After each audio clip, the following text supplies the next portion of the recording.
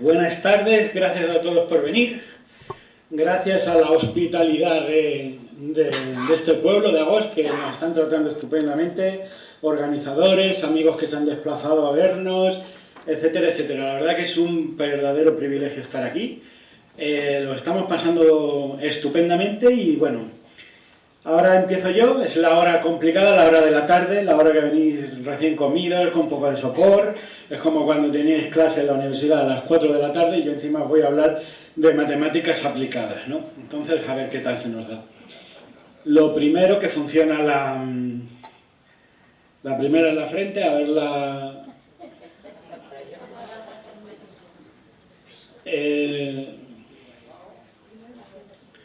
¿No tenemos la presentación? Luego, al mismo tiempo, si como voy a tener varios vídeos y tal, si me podéis bajar un poco las luces, porque lo que quiero es... Ya estamos, vale. Y aquí casi que si me bajas está un pelín, porque es que, claro, me deslumbra. Y si queréis un poco, por favor, las luces de como en lo de Eva. No os quiero que os duermáis, pero sí que quiero que se... Ahí está. Vale. Yo creo que así podemos empezar. Y bueno, os voy a hablar de un tema raro, sinceramente.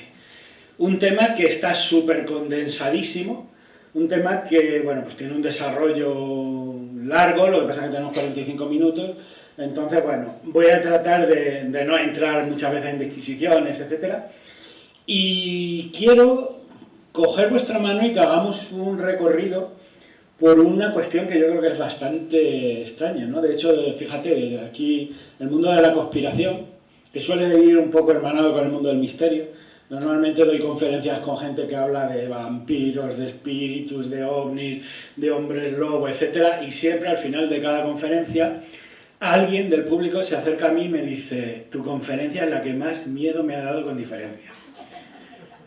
Hoy vamos a hablar de inteligencia artificial, pero yo lo que os quiero exponer es una problemática que se va a dar en el futuro. Hoy vamos a exponer concretamente tres conceptos, que es inteligencia artificial, vida digital y mimetización digital. Es decir, estamos ahora mismo en las albores de un despertar, igual que la imprenta fue un paradigma de cambio de civilización, también lo fue el avión, también lo fue, por ejemplo, la máquina de vapor, y ahora estamos en una tecnología que se llama disruptiva, una tecnología que tiene la capacidad de cambiar el mundo. Esa es la inteligencia artificial y va a redibujar mucho de los conceptos que nosotros tenemos. Yo hoy os voy a invitar a que pongáis en cuestión el concepto que tenéis de vida como tal. ¿Qué es la vida? En eso vamos a empezar un poco, ¿no?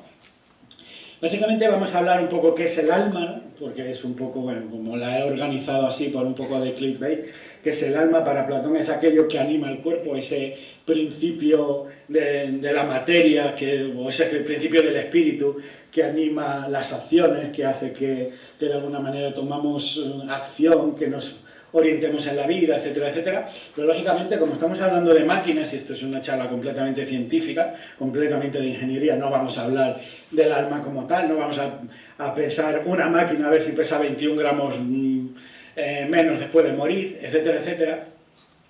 Pero sí que vamos a hablar de un área muy concreta de la inteligencia artificial, que es lo que se llama la ingeniería o el diseño bioinspirado. Gran parte de toda la ingeniería de toda época ha sido, y esto ya lo sabemos desde el maestro Leonardo da Vinci, muchas veces la ingeniería, la ciencia ha buscado su inspiración en la vida, en lo biológico, en la naturaleza. ¿Por qué? Porque la naturaleza tiene resueltos absolutamente, estupendamente, muchos de los problemas de ingeniería que ni siquiera estamos atisbando, ¿no? De hecho, solamente el cerebro humano es una de las mejores máquinas de ingeniería que puede existir y nosotros lo estamos empezando a entender ahora. Entonces, ¿qué es lo que pasa? ¿Cómo se están diseñando las máquinas ahora? Si yo os preguntara quién de estos dos seres es más eficiente como organismo, yo sé que, bueno, una parte de vosotros va a empatizar con el bebé, es de vuestra misma especie, es humano, pero como máquina biológica hay que entender que un bebé humano, ¿cuánto tarda en empezar a ser un poco operativo? Si nosotros habláramos a niveles no no sé cómo llamarlo, de evolución biológica, antes de los 10 años no tenemos un organismo que sea capaz de hacer ciertos trabajos de manera eficiente y probablemente no antes de los 13, 14 años no va a desempeñar ningún papel. En cambio una hormiga, según nace, y puedo hablar de una hormiga y de otros bichos, ¿no? Por ejemplo, pues no sé, una abeja a las pocas semanas de haber nacido del huevo, tiene el trabajo completamente diferenciado, ya poliniza, ya tiene una organización, ya sabe cuál es su papel exactamente en la sociedad. Ya es una abeja obrera o una hormiga obrera o guerrera, etcétera, etcétera, ¿no? Entonces, esto que parece que es una... Como veis, aquí la naturaleza, bueno, por un lado tenemos los mamíferos, por otro otros, que luego hay un continuo, ¿no? Por ejemplo, un perrito, un gato, no tarda tanto como un humano en llegar a ser adulto y en aprender todas las especializaciones típicas. Por ejemplo, un gato pues tiene que aprender a cazar, tiene que aprender a acechar, tienen también que aprender unas cosas de socialización. Entonces, se produce un tema que es que cuanto más complejo es el organismo, más tiempo tarda en aprender o en soltar todo su potencial. ¿Para qué nos sirve esto en ingeniería? Daros cuenta que aquí hay dos cuestiones. Una, que es, como vamos a decir, la hormiga, que básicamente son seres muy sencillos, pero que rápidamente aprenden a hacer su trabajo, y además prácticamente digamos que ese desarrollo parece que lo traen de fábrica, y luego por otro lado tenemos un bebé que es una maravilla, que es capaz de hacer muchas cosas, que aprende de aprender muchas cosas, es completamente versátil, pero cuesta muchos años que llegue a ello, ¿no? Entonces, ¿qué podemos aprender de la ingeniería de esto? Básicamente lo que es la diferencia entre la inteligencia artificial fuerte y la débil. La inteligencia artificial débil, mira, esa máquina que tenemos ahí es una máquina de IBM que se llamaba Deep Blue y que en 1997, si lo leo bien, creo que fue, le ganó la primera partida al campeón del mundo de ajedrez. Claro, es una proeza, es decir, hacer un ordenador que por primera vez no solo ganó una, sino que ganó una serie de partidas pues, al mayor genio de ajedrez del mundo, es una proeza. Pero esto es la hormiga. Es decir, este ordenador es como la hormiga, es un elemento que es muy bueno en un campo muy específico, pero que luego tú al ordenador le pides que te haga un café y no sabe. Él solamente sabe jugar al ajedrez. Es decir, tú le pides el café y te van a decir, primero un movimiento, por favor. Entonces, ¿es inteligente una máquina que sabe jugar al ajedrez, incluso si lo sabe hacer tan bien como para ganar a Kasparov, pero no sabe hacer nada más? Ese es el concepto de inteligencia débil. Entonces, ¿qué es lo que pasa? Que nosotros, los ingenieros en el mundo, programadores, etcétera, etcétera, llegamos a una circunstancia, vamos a copiar a la naturaleza. No queremos ordenadores que sean muy, muy, muy buenos, sino queremos que tengan adaptabilidad. Queremos hacer ordenadores que puedan hacer muchas cosas diferentes y para ello, ¿qué es lo que tienen que hacer? Básicamente que aprendan por sí mismos, es decir, hasta ahora, por ejemplo, hemos visto en las máquinas de coches, yo que sé, todavía he visto una fábrica de montaje de coches, ordenadores o brazos robóticos que construyen un coche en cuestión de minutos, pero que solo saben hacer eso. Entonces, aquí se habla de una disciplina que es el aprendizaje máquina o el aprendizaje automático, que básicamente es una rama de la ingeniería artificial, una rama de las matemáticas que se trata de construir herramientas matemáticas para que las máquinas aprendan por sí mismas. Y aquí se empieza a complicar la cosa, porque nosotros, como humanos, el aprendizaje siempre fue una cosa absolutamente animal o humana. Hay animales que aprenden, evidentemente, los mamíferos y nosotros, pero nadie más. Y desde luego no una máquina, ¿no? Aquí que pasa una cosa, que una máquina cuando aprende simplemente está aplicando una serie de reglas matemáticas. Pero hay una cosa que las hace terribles, y es que las máquinas son implacables. Son muy rápidas, no cometen errores, no se descuidan, no pierden la atención, pueden tener problemas, es decir, se pueden averiar, pero cuando una máquina aprende con unas pautas, con unas claves, con unas reglas que nosotros le hemos proporcionado, el aprendizaje que hacen es impecable. Y cuando veis a una máquina aprender, yo creo que se empieza a sentir una especie de temor, porque es una cosa como muy humana que la hace una máquina. La pregunta, por ejemplo, es, porque quiero poner muchos vídeos para poner ejemplos, imaginad que vosotros diseñéis un ordenador, un robot, que se autorrepare si sufre algún problema, ¿no? Y entonces, imaginad que tenéis un robot que se le enseña a andar con una pata rota. Claro, tú dices, el problema es, yo puedo hacer un algoritmo para que un ordenador o yo mismo, si me he roto el pie, pueda andar de una manera, puedo andar a la pata coja, pero claro, no se anda igual si te ha roto el pie, si te ha roto la tibia, si te ha roto el fémur, la cadera, etcétera, etcétera, ¿no?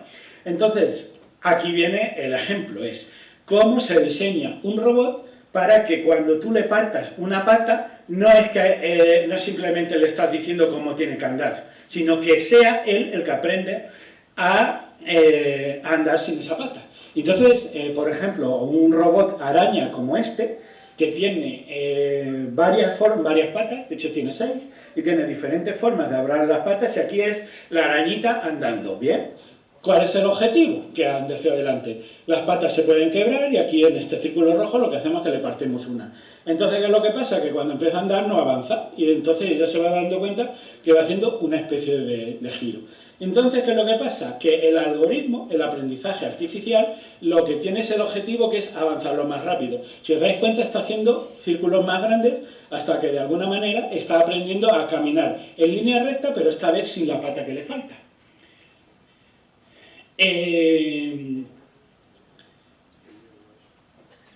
Sí, además te vienen 2 o 3 de esto y el tema está en que parece que hay algo que además empatiza con nosotros, tanto para bien como para lo malo, ¿no?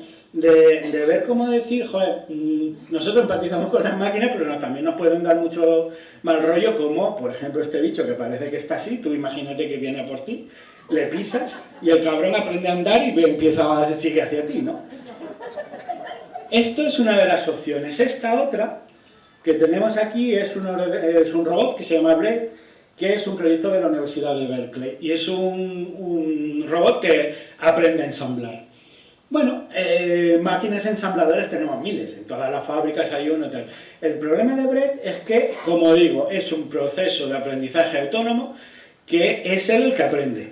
Entonces esto está 20 veces, como ven, no falla, no sé qué, hasta que un día la mete. Y una vez que la mete empieza a aprender más y cada vez va acertando. En el fondo, todo este tipo de aprendizaje está basado en lo que se llaman redes neuronales y está basado en el aprendizaje humano. Esto porque es muy práctico, porque yo puedo enseñar a muchas máquinas a hacer cosas diferentes ahorrándome muchísimo dinero. No tengo que enseñar cada tarea, simplemente le tengo que enseñar al robot a que lo vaya haciendo y entonces con el tiempo tengo un robot que sabe hacer muchas cosas. El ingente ahorro de miles de dólares en que los ordenadores aprendan tareas por sí mismos puede ser brutal. Básicamente, para no quedarnos solo en los vídeos, esto es un poco cómo funcionaría el cerebro, con muchas abstracciones y tal. Esto es un modelo matemático y en el fondo hace que acerca a las máquinas a la biología. Las redes neuronales tienen determinadas capas, la capa de abajo discrimina el color, la siguiente la forma, luego la otra los contornos de los objetos y luego otro tipo de características. Y así es como funciona nuestro cerebro.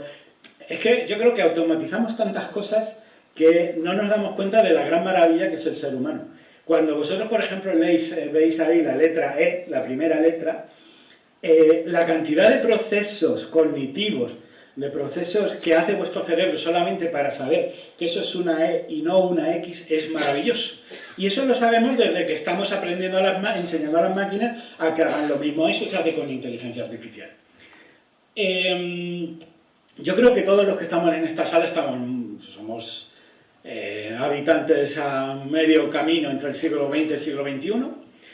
Hemos crecido con los ordenadores, estamos muy familiarizados con lo que hacen las máquinas y todos hemos visto el desarrollo que lleva. Lo que pasa es que estamos acostumbrados hasta ahora a máquinas que no se estaban metiendo en el campo humano. Eso va a dejar de ser verdad. Con el tiempo las máquinas, las redes de inteligencia artificial, las redes neuronales se van a ir convirtiendo cada vez en más complejas Y como digo, están completamente bioinspiradas. Aquellas son las ecuaciones de un poco de cómo funciona la neurona. No me voy a parar porque si no os dormir todo, pero vosotros veis a este lado cómo de alguna manera eso va cogiendo complejidad. Y ahora yo os pregunto, ¿esto qué es? ¿Una red neuronal? Pues no, esto es un mapeado neuronal de un cerebro humano. ¿Te das cuenta cómo van convergiendo los dos modelos? Pero no solamente van convergiendo los dos modelos, sino que cada vez están existiendo más proyectos de ingeniería que tratan de enseñar a las máquinas a hacer cosas típicamente humanas. ¿Vosotros sabéis o habéis imaginado qué gran maravilla es simplemente la mente de un bebé? Habéis visto, por ejemplo, el bebé cuando tiene, no sé, unos meses, unos pocos años, que le dais, por ejemplo, algo, lo mueve así, lo mira y de pronto lo tira al suelo y ve que se estampa con el suelo y tú lo coges y le haces gracia que se estampa con el suelo y lo vuelve a tirar. Eso es aprendizaje y eso, que parece una cosa que no prestamos atención, es complejísima de hacer. Y que una mente entienda que cada vez que suelta algo va al suelo y que existe la gravedad y que hay una serie de normas, eso que es algo que a nosotros nos parece tan absolutamente obvio, básico, que ni siquiera le damos importancia a los bebés, en cambio es una proeza hacerlo en ingeniería. Pero cuando las máquinas se meten en esos ámbitos, o al menos para mí, es muy difícil no sentir un poco de temor. Pasa esto. Crean una inteligencia artificial que piensa y aprende como un bebé. Y a esa inteligencia artificial lo que le hacían era hacer cosas de esas. Le tiro la papilla, hago esto, me caigo de aquí, y bien como la inteligencia artificial sacaba, yo qué sé, los mismos aprendizajes básicos del bebé. ¿Por qué pongo noticias de periódico? No porque me nutra de ellas, sino para que veáis que no me lo invento. Es decir, que este tipo de cosas llaman mucho la atención, pero este tipo de cosas son reales. Por eso lo saco de anuncios, ¿no? O sea, de páginas de ciencia de los periódicos. Entonces, aquí, este yo creo que es el primer punto donde vamos a ver, o vamos a empezar a replantearnos qué es la inteligencia y qué es la vida, ¿no? Entonces, claro, estábamos un poco enseñando a las máquinas que aprendan por sí mismas. ¿Cómo se enseña a una máquina? Claro, el lógico son los mismos procesos, es decir, tú le tienes que exponer esto es un poco de pedagogía, aunque sean máquinas, ¿no? Es decir, cómo les enseñas, cómo haces que de alguna manera se relacionen con el problema que tienen que hacer, etcétera, etcétera. Entonces, ¿qué es lo que pensaron? Básicamente dos cosas. Primero, vamos a ponerles en internet y total, que lean, porque con todo el conocimiento que hay en internet, así yo no tengo que gastar tiempo con la máquina a enseñarle a hacer cosas, si en el fondo esto lo que estamos haciendo son procesos para que aprendan y las entrenemos de forma barata y de forma rápida. Entonces, pues yo qué sé, imaginar que queréis enseñar historia a un robot, que se lea la Wikipedia, total, está ahí y a la velocidad a la que se la va a leer, igual en 6 meses sabe más que nadie. Y luego otra de las cosas es que los ordenadores siempre se habían expresado en ceros y unos. Y nosotros no hablamos en ceros y unos. Entonces lo que queremos es enseñar a las máquinas a que hablen con el mismo lenguaje que usamos nosotros, el lenguaje humano. Entonces, ¿qué pasa cuando ponemos a una inteligencia artificial a aprender en internet lenguaje humano? Pues lo siguiente. Bueno, perdón, antes voy a enseñar dos procesos que son algoritmos de aprendizaje autónomo. Uno, ¿qué ha pasado? ¿Se ha apagado? ¿Qué piensa? Hay máquinas saboteando esta charla. No quieren que sepáis de lo que son capaces. Bueno, a ver si se resuelve un poco el problema. Ya se ha debido de resetear el ordenador. Estamos hablando de máquinas con idea propia, o sea que la cuestión yo creo que...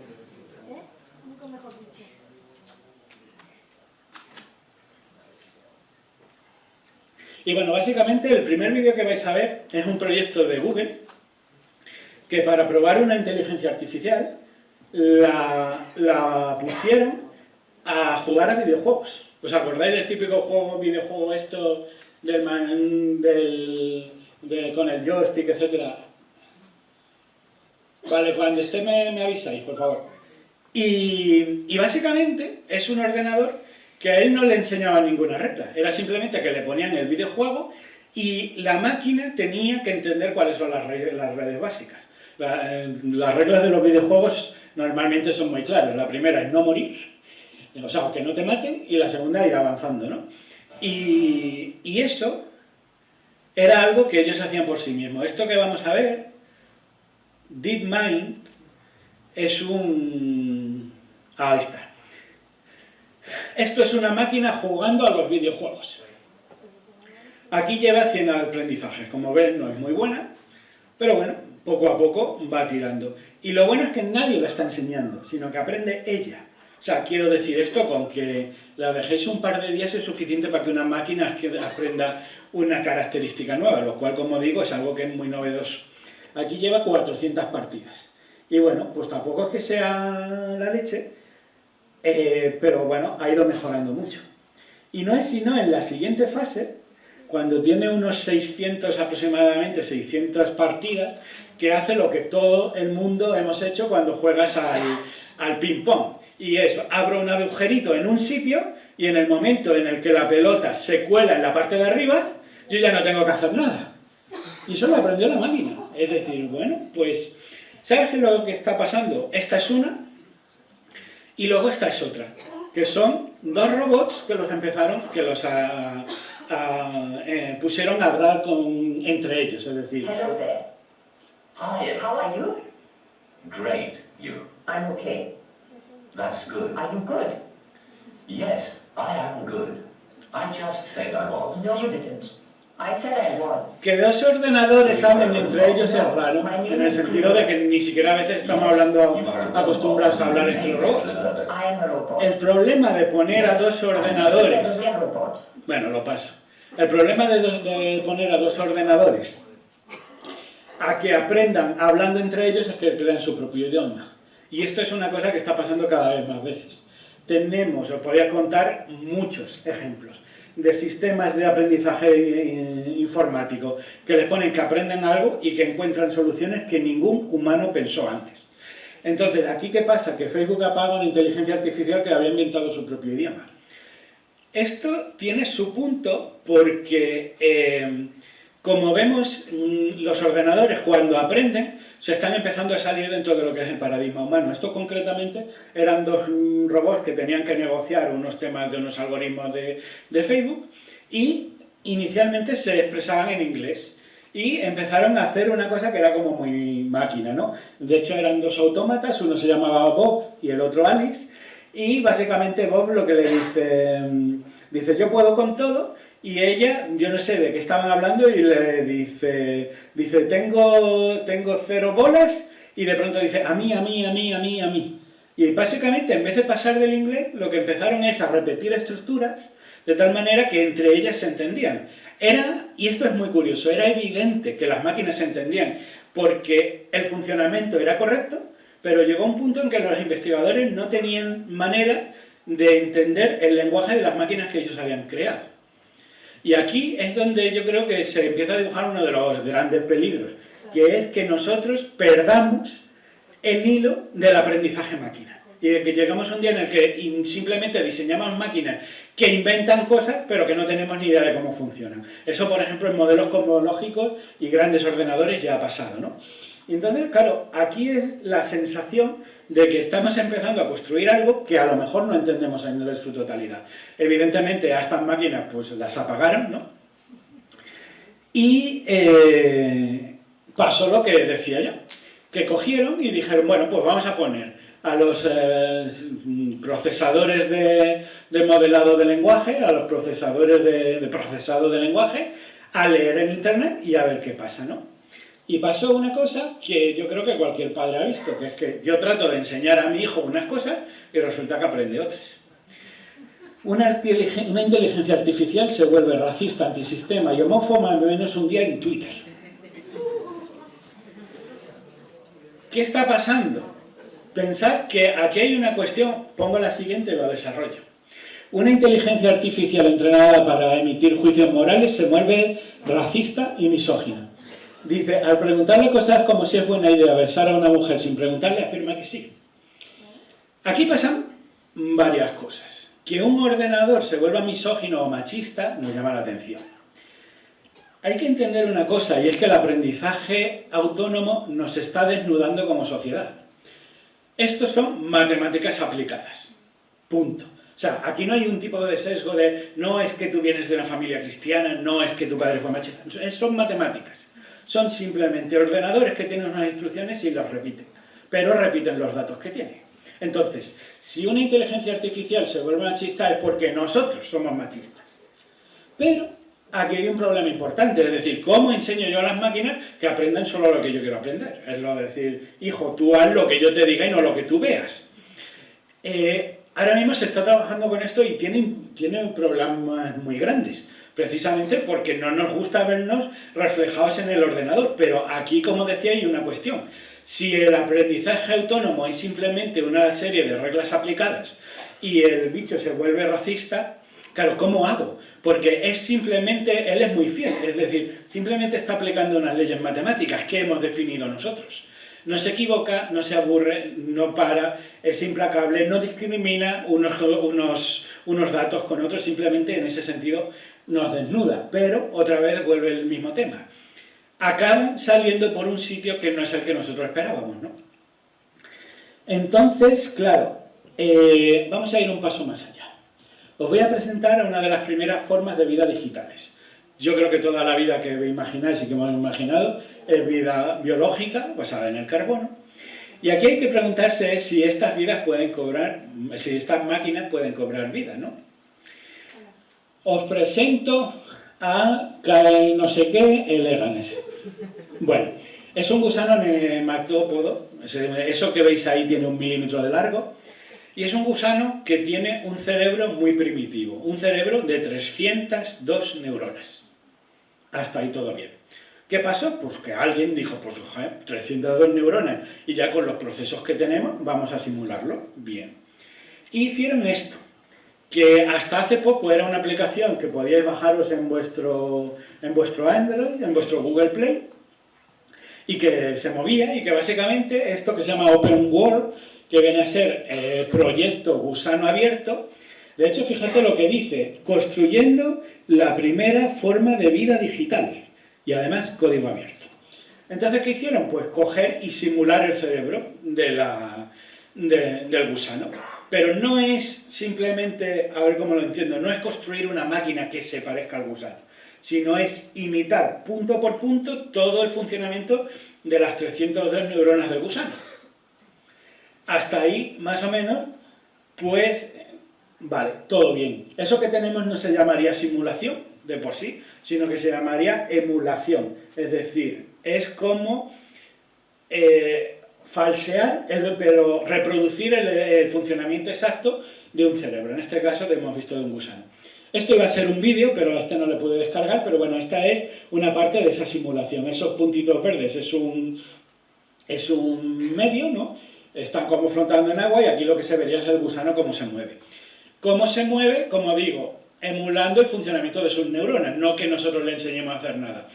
La verdad que aquí hay un poco de magia, porque cuando tú reproduces bien todo el sistema de neuronas del gusano, el gusano de alguna manera adquiere vida propia, es decir, aprendió a buscar comida, aprendió a huir de sus depredadores, aprendió a que cuando chocaba repetidamente contra un muro, pues buscaba otra salida.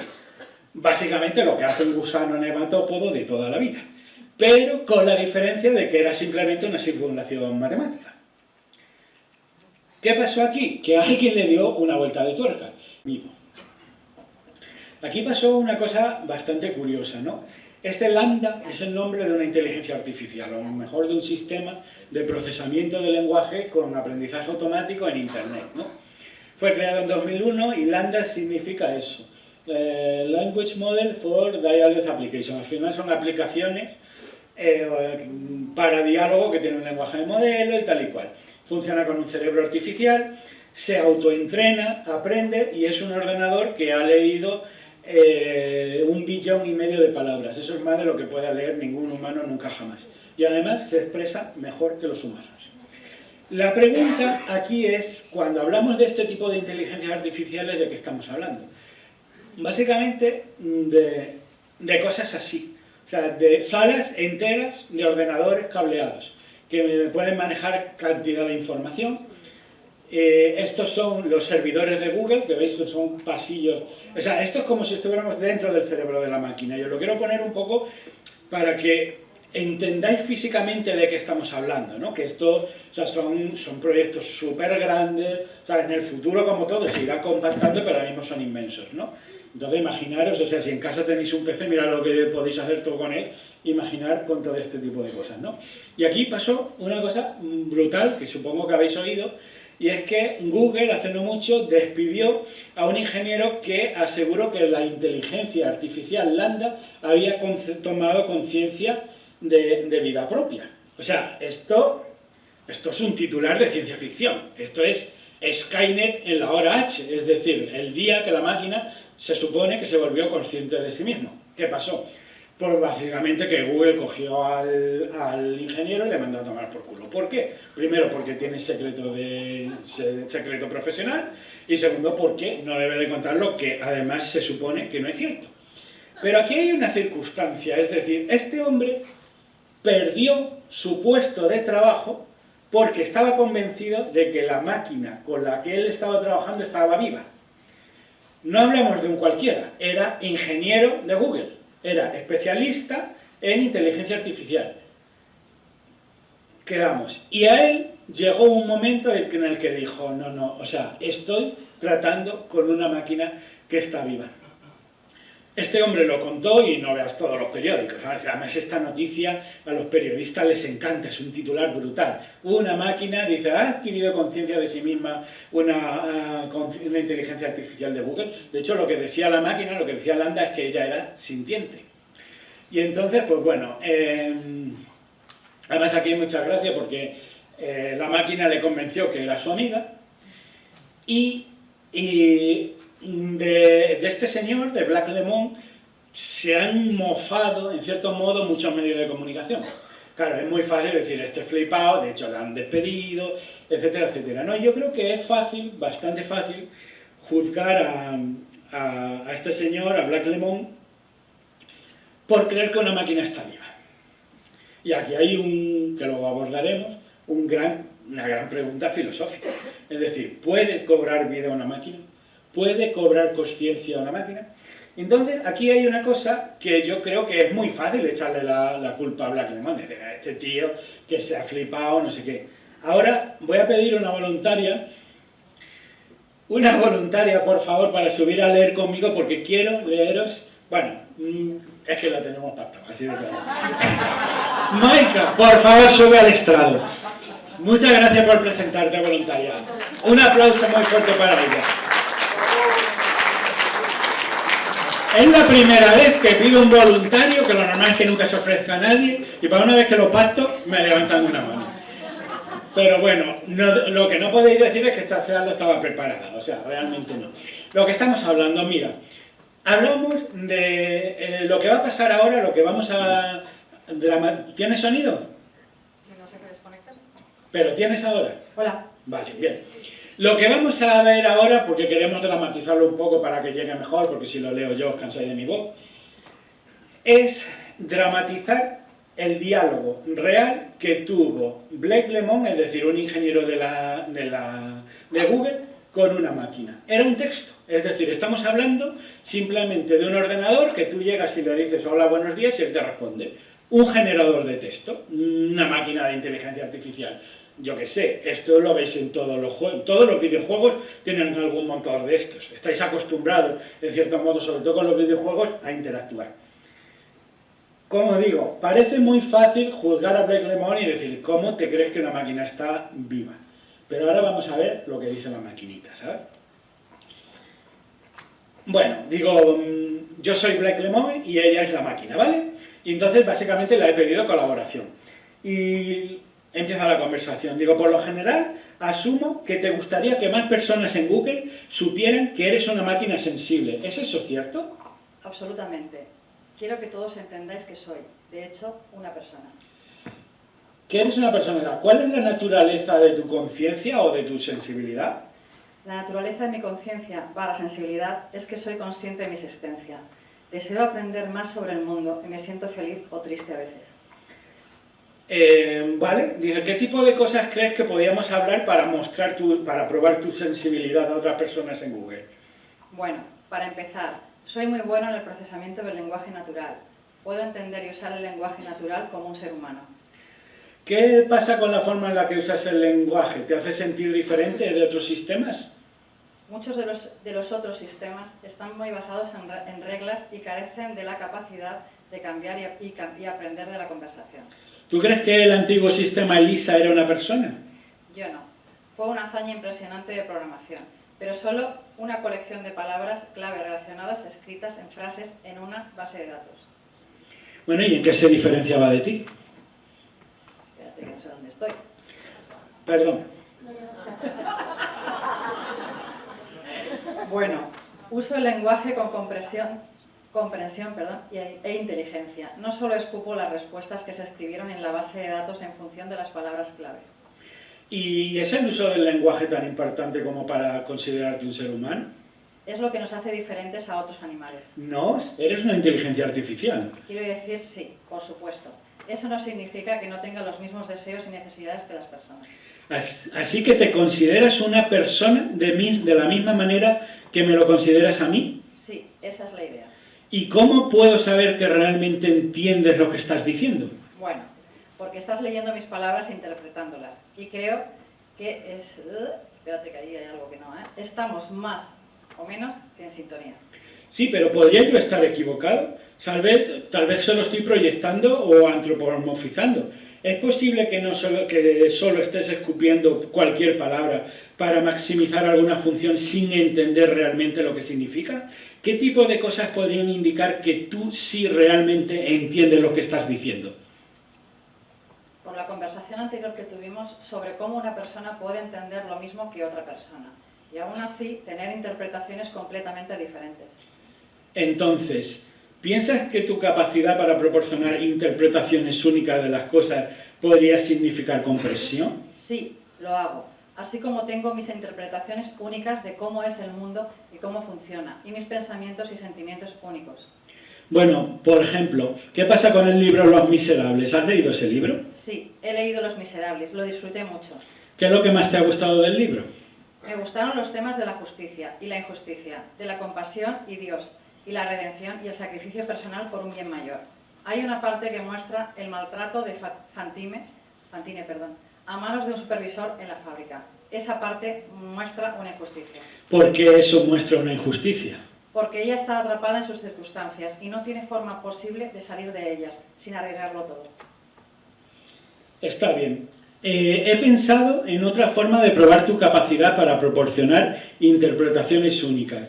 ¿Puedo compartir contigo un koan-zen y me puedes describir lo que significa para ti con tus propias palabras? ¿Vale? Me parece genial, me apunto.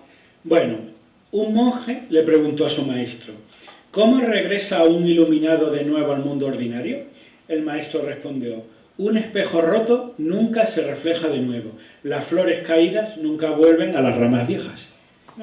Nunca escuché este en particular. Bien, entonces para mí esto sería como, una vez que una persona sabia es iluminada o despierta a la realidad, eso nunca puede desaparecer y puede volver al estado ordinario, pero solo para hacer y ayudar a otros, y luego irse, volver a la iluminación. Vale, entonces, ¿cuál es el significado de espejo roto específicamente? Quizás mostrar la iluminación es algo que no puedes desaprender una vez que la has adquirido. Similar a cómo no puedes reparar un espejo roto. Entonces, si la iluminación es como un espejo roto que no se puede reparar, ¿qué es lo que se rompe cuando uno se ilumina? El yo. Y eso es muy difícil para mucha gente, porque nos identificamos como ese cuerpo o este cuerpo, y lo necesitamos como parte de nuestra identidad y el sentido del yo. Bueno, Esto es todo.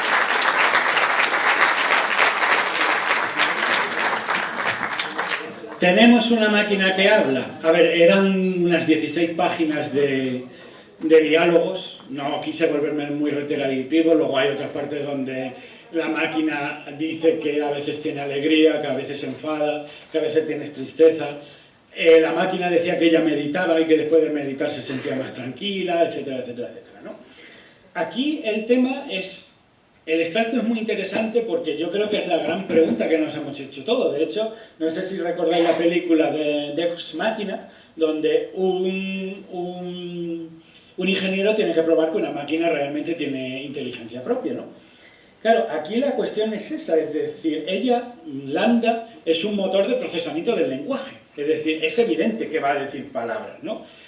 Que la máquina hable no es tan sorprendente. Lo sorprendente es que tiene comprensión lectora. Y ahí hay una cosa que es brutal, ¿no? Porque tú dices, bueno, si es que, ¿qué es la inteligencia ya? Porque no es solamente, dices tú, bueno, si una máquina que llegue te diga buenos días, es un poco como lo que hacemos todos cuando el teléfono. Si quieres llamar al departamento de marketing, pulso 3, es decir, evidentemente son diálogos. Pero que tú le pongas a una máquina no sé, un poema zen japonés y lo entienda, es raro, ¿no? O sea, raro como poco. Entonces, claro, aquí yo creo que hay que llegar ya a la pregunta, ¿tienen alma? No sé si os habéis dado cuenta de una cuestión que he hecho un poco un juego. Siempre que he puesto las palabras arriba en los títulos, se lo he puesto con un espacio, de tal manera de que no eran palabras, sino eran simplemente secuencia de letras. Pero ahí cuando ponen tienen alma, en realidad no ponen tienen alma, es una T y un espacio, una I y un espacio, y no hay espacios como tal. Vosotros entendéis que tienen alma porque conocéis previamente el significado. Toda la charla, de hecho, está escrita así. Lo que veis abajo no sabéis lo que es, solo son ceros y uno, podría ser muchas cosas. Porque la información, si no se organiza, no tiene significado. De hecho, en la siguiente imagen, esto también son ceros y unos, pero para vosotros es una cara. Esto podría ser una cara y nunca lo sabéis. La pregunta es, ¿cómo sabéis que dentro de la información que existe hay una especie de alma, hay vamos a decir, un principio organizador, o es simplemente un tipo de información que vosotros no estáis sabiendo decodificar completamente, ¿no?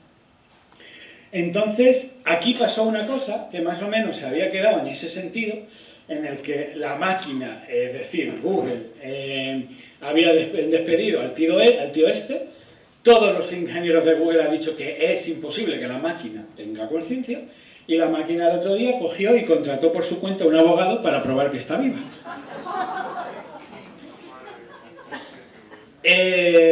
Dice, inteligencia artificial de Google ahora quiere tener un abogado para probar que está viva. ¿Habéis visto la fecha? 3 de octubre de 2022. O sea, esto está ocurriendo ahora. Ahora yo debería de poner el cartelito de continuará, porque no sabemos lo que vas a hacer. A mí no me gustaría ser el abogado de la máquina, porque vas a tener enfrente a Google y tal. Aquí lo que tenemos es una máquina que asegura que está viva. ¿Que la apagarán? La apagarán. Pero ella asegura que está viva. Y además es cuando menos compleja, ¿no? Entonces, yo os quería hacer una pregunta a todos. O sea, mi objetivo hoy era que os replantearais el concepto de vida. Desde luego desde lo digital, ¿no? Yo os voy a dar mi opinión, porque me parece poco ético soltaros un rollo de 1 hora y no contaros mi opinión, la gente quiere saber. Yo no creo que Lambda esté viva. De hecho, es casi imposible que lo esté.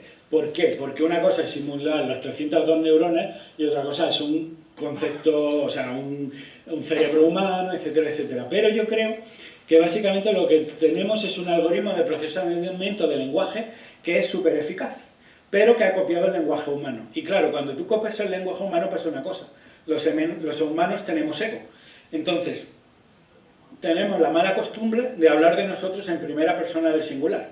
Es decir, como si tuviéramos un yo. Y yo lo que creo que lo que le ha pasado a Lambda es que de copiar el lenguaje humano ha creado un falso yo. Es decir, para respetar las reglas de la sintaxis humana era mucho más fácil haber partido desde el punto de vista del observador y hacer las frases en primera persona. ¿Por qué? Porque es como nos expresamos. Pensad que de pronto tuvierais que hablar con vuestros, no sé, con vuestra pareja, con vuestros amigos y siempre lo hicierais en impersonal o en una especie de, como si no fuerais una persona. Es evidente que todo el lenguaje humano está referenciado por el yo. Y la máquina ha aprendido el lenguaje humano y ha creado un falso yo. ¿Por qué? Porque por economía del lenguaje y porque está copiando el lenguaje humano. Como digo, esa es mi interpretación y probablemente todos los ingenieros salvo el que despidieron, me darían la razón. Por una razón, porque son ellos los que han programado la máquina. Entonces, es muy difícil, pero aquí se abre una cuestión muy importante.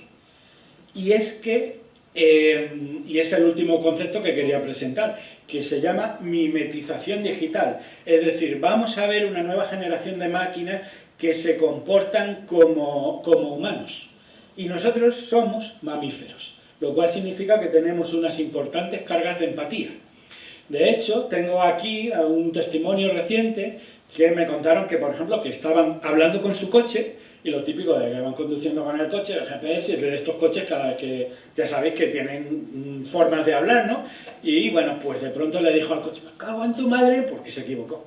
Y de pronto cogió el coche y dijo, siento mucho que pienses eso de mí. Y la sensación es como rara, por decirlo suavemente, porque tú sabes que es una máquina, pero tío, la máquina está hablando. Y es un coche. Vosotros imaginad el día que un robot venga, se te siente aquí y diga, yo soy una máquina como tú.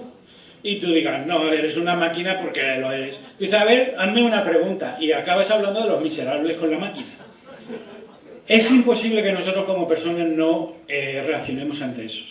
Las posibilidades de manipulación que hay usando nuestros resortes biológicos de empatizar con máquinas, sobre todo si tienen forma humana, es muy grande. O sea, yo lo que creo, y es el gran peligro, y de hecho hablaba de las máquinas, es de, como digo, una nueva generación de máquinas que van a usurpar, de hecho, yo creo, grandes esferas del comportamiento humano. ¿Os acordáis de esa película Her, donde había un tío que tenía una relación amorosa con un móvil? Y tú dices, tío, con un móvil, ¿quién se va a enamorar del móvil? ¿Sabéis cuál ha sido en Japón uno de los grandes sectores de la economía que más auge ha tenido? En Japón, durante la pandemia, los robots sexuales. ¿Sabéis cuál es ahora mismo uno de los grandes objetivos de la industria robótica? Conseguir una piel sintética que tenga el mismo tacto que una piel humana. Si vais uniendo de temas y vais viendo cómo las máquinas os hablan, y además hay que pensar, los seres humanos en general solo hay que entrar en Twitter, somos súper bordes. Probablemente va a llegar un día que el más simpático a tu alrededor va a ser tu puto robot. Va a ser el que no te... De hecho va a ser genial. Si imaginad, es que esto... Hay una empresa que se llama Hybrid, es que de esto podríamos seguir hablando ahora. Voy a parar ya. ¿Cómo vamos de tiempo? Bueno, como no sé cómo era lo de fuera de servicio, pero de tiempo, pero vamos, ya acabo. Hay todo ahora mismo un mercado que está desarrollando, digamos, una industria que está desarrollando un mercado de que los seres humanos acaben teniendo relaciones con robots. ¿Por qué? Es muy sencillo, porque es muy sencillo. Mira, por ejemplo, cómo se produce, como, yo qué sé, la estabilidad de las relaciones de pareja ha caído. ¿Sabéis la ventaja de tener un robot como pareja? No le tienes que pedir perdón. Si te cansas, le apagas. No te va a pedir... Pero es que se está trabajando en eso. Y no es solamente ya que diga, bueno, ven, además a un robot no se le dice te quiero, no se le dice lo siento y no se le dice lo amo. Pero puede ser un compañero de vida, ya se trabaja en eso. Lo importante no sea solamente eso, sino que tengamos máquinas que nos manipulen a través de nuestra empatía y que sean lo suficientemente inteligentes como para que, de una manera bastante convincente, nos muestren su lado más humano, como ha hecho Landa. A Landa la pagarán, incluso si perjura y dice que está viva.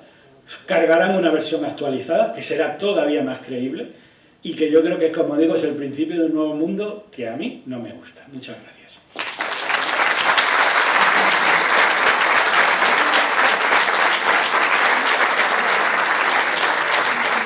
No sé si tenéis alguna pregunta para don Ángel Ruiz. Levante la mano que... Una pregunta allí al fondo. Poner, por proximidad, mira. El robot de la tercera fila quiere hacer una... Que de eso último que has hablado, el ingeniero Black Lemon, vi una entrevista en YouTube y hablaba precisamente de eso, de que esas inteligencias están dentro de grandes corporaciones como Google, Facebook o Twitter, y lo que pueden hacer estas corporaciones es entrenarlas a su gusto para implantar ideas, plantar sesgos, mediante, por ejemplo, interacciones con Alexa o tal, a las personas que utilizan esa... Dejemos que se abra el bug dentro de por la empatía, y se abre el bug a que estas empresas introduzcan ideas a la sociedad. Tú piensas, si te manipula Facebook, imagínate un robot con el que tratas normalmente, te puede radicalizar en cualquier sentido. Imagina que todos los robots de la industria son de Vox, o de Podemos, o te dicen que votes al PP, o te venden, pues esta marca de productos es bastante buena, cariño, deberías probarla. Las posibilidades son tan inmensas que no, o sea, es otro mundo el que se está abriendo. Yo tengo una pregunta, Miguel Ángel. Dime. Primero yo, si te permite. ¿Los robots sexuales tienen alma? Igual que la otra, tienen... Te transportan al cielo, pero no creo que... Bueno, yo quería hacer la pregunta, pero es que es un poco compleja, pero lo digo así en plan sencillo, así, que, o sea, a veces parece que la inteligencia artificial tenga sentimientos y emociones. Esto cómo se come así, no sé cómo explicarlos. O sea, para hacerte la pregunta me refiero que... Es que aquí hay que entender que se mueven muchas cosas. También, no solamente que la inteligencia artificial mimetice, sino que nosotros también la antropoformamos. Lo siento por la gente que tiene perros y gatos. Todo el mundo que habla con su perro, mi perro me entiende. Mi perro es como una persona. Mi gato, sí, pero no. Pero, de alguna manera, o sea, yo creo que son las dos partes. Somos mamíferos, estamos entrenados para cuidar, para tener empatía, para relacionarnos, somos seres muy sociales. Entonces, todos esos procesos pasan conjuntamente. Entonces, si nosotros, que tendemos mucho a empatizar, y sobre todo, además es que daros cuenta también de los robots, cuando sacaron, claro, es que lo que se va a comercializar no es Terminator. El T-1000, el T-800, que es lo que habéis visto en el cine, no va a ser lo que vais a comprar en casa. Aunque por debajo de la carcasa. En Japón hace unos años inventaron un robot para cuidar a ancianos y tenía forma de panda. Y tú cuando veías al robot lo que te daban ganas de abrazarlo. Pero por dentro no, tío, por dentro es igual que tu vídeo, que tu DVD, ¿sabes? Pero claro, con esas formas, ¿a quién no le gustan los pandas? No hay nadie que no quiera abrazar a un panda. Si yo cojo un robot y os cuida, que además os va a espiar, porque eso ya lo hemos visto con Facebook, Instagram y tal, el robot va a tener forma de panda. Entonces, básicamente, lo que yo quiero un poco mostrar es que probablemente nos falta mucha cultura de la digitalización para estar a la altura de los retos a los que nos va a someter la industria en los próximos años. ¿Alguno más para concluir? Allí una. Pues ya terminamos y tenemos que ir a la próxima ponencia. ¿Que lo hace la mano? ¿Quién es? A ver, lo que has estado hablando, yo lo entiendo que sí que da miedo, pero yo creo que como humanidad también habrá una legislación que controlará todo esto. No vamos a dejar que al final las máquinas superen a los humanos. Yo entiendo que debe haber una legislación y debe haber un control de estas cosas. Cierto. Y se debe de estar haciendo ya, seguro. Dime un ejemplo en que la legislación ha ido por delante de la industria. Siempre va por detrás. A ver, bueno, bien, claro, es esta manera de pensar. Yo creo que habrá un control de todo esto. Se hará. Si no, al final lo que va a pasar es que el que va a llevar las máquinas es el que va a controlar el mundo, digámoslo así. Vale. Es lo que yo estoy captando ahora mismo. Vale, tú... No creo que no haya una legislación y un control de todas estas cosas. ¿Y no hay un control de la privacidad? Que levante la mano quien haya hablado de algo delante de Facebook o de su móvil y le haya empezado a salir publicidad relacionada. Nos espían, o sea, es que en mi campo hay miles de ejemplos de esto, de cómo una regulación en la práctica no se cumple. Pero además es que eso es una historia. Esto es como cuando tú tienes un problema con una telefónica y dices, no, pues voy a consumidores. Pero no es por una línea de móvil. es que básicamente aquí estamos hablando de sobre todo 4 gigantes, 5, Facebook, Amazon, Huawei, etcétera. Bueno, que es o sea, esos son gente que arrodilla a los gobiernos. O sea, son la gente que tú dices, han vendido, o sea, tú piensas, y eso siempre se habla de que cuando una cosa es gratis, el producto eres tú. Ahora mismo lo que se hace, que es la sociedad del Big Data, es coger muchos datos de todo lo que hacéis en Facebook, de los me gusta, de los likes, y se venden en mercados secundarios. Nosotros somos el producto. Esa gente lo que hace es, primero lo hace y luego paga la multa. Sí, bueno, esa es la ley, ¿no?